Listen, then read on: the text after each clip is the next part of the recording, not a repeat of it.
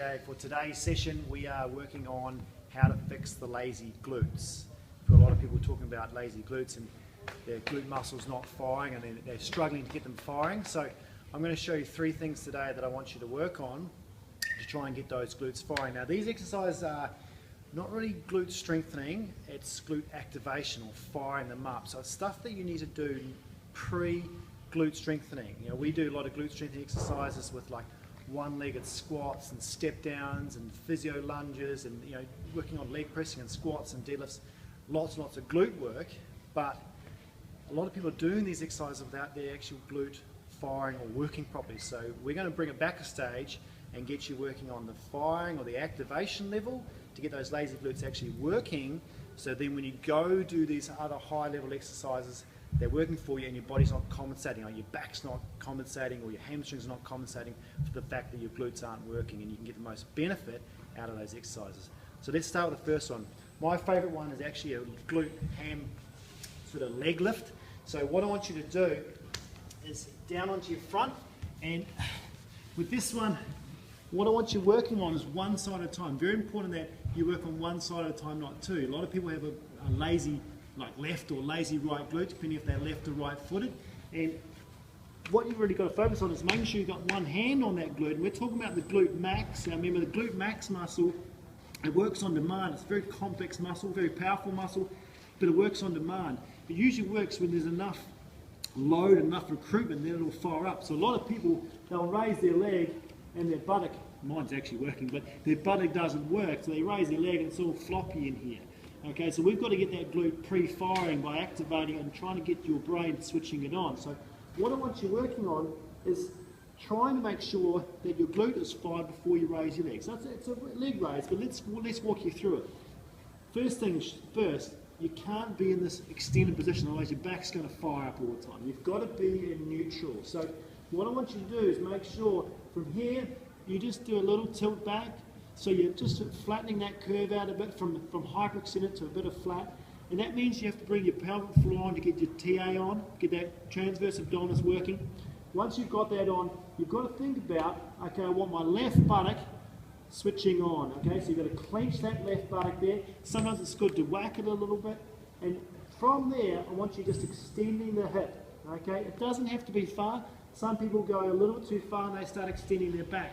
So make sure that stays in neutral, keep that pelvic floor on, clench your buttock, extend your leg, alright? And you can hold it there for a good sort of 3 or 4 seconds to get that activation, even up to 10 to get more activation, more endurance in it, and then release and down. And I like to have my head here so I can concentrate, really think about it, pelvic tilt, pelvic floor on, TA on, clench my buttock, raise my leg, hold it there, get some really good activation, and down. And I'd work on about sort of 10 repetitions in a set, get a good 2 or 3 sets out before you move on to the next exercise.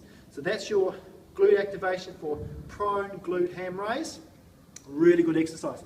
The second one is going back to a little bit of Pilates, going into doing bridges. Now, listen, these are very low level exercises, but they're great for activation. They're great for getting those lazy muscles switched on.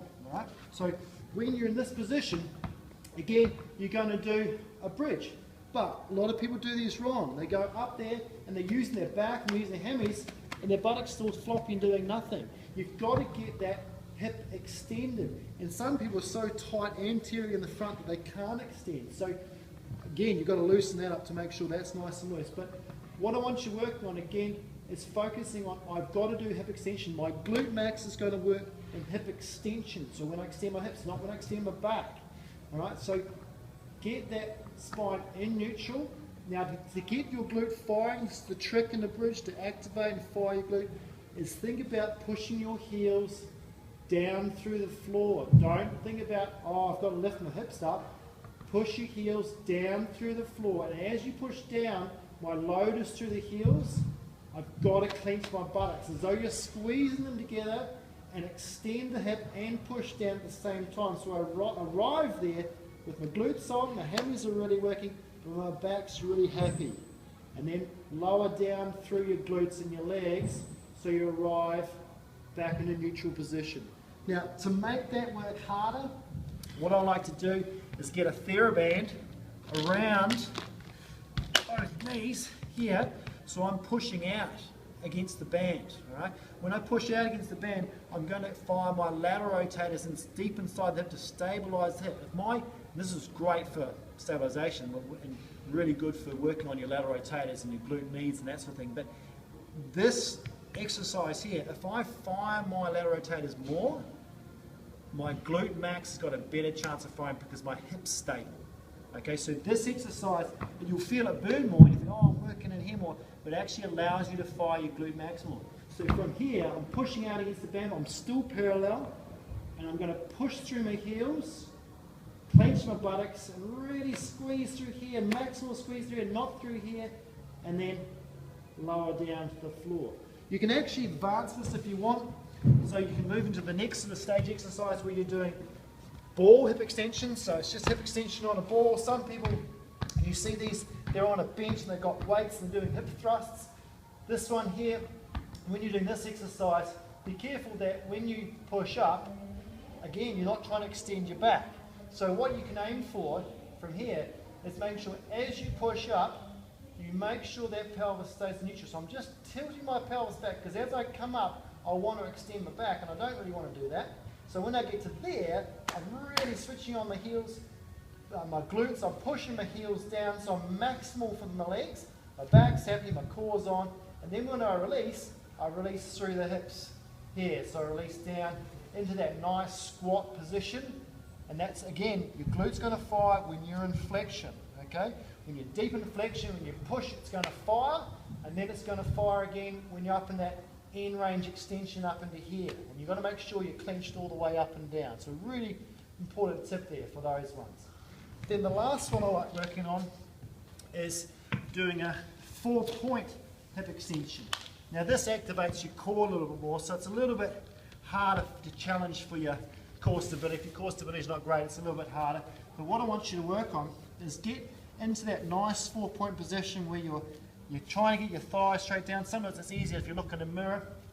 And I want you working on making sure that lower back is in neutral, pelvic floor is engaging your TA, and you're going to put weight through your hands, make sure your shoulders are protracted, and you're going to extend one leg up like that. Now again, it's very much a sort of a low level exercise, but what I like doing, get your band out again, tie it around one foot, so it's locked in there, okay, and then get it around your opposite knee, so it's locked in there. And what I want you to work on, now you've got some resistance to work on.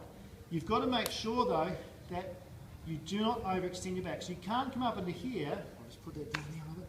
You can't come into here and then go and extend your back, alright? So you've got to make sure that, oh, my back's neutral.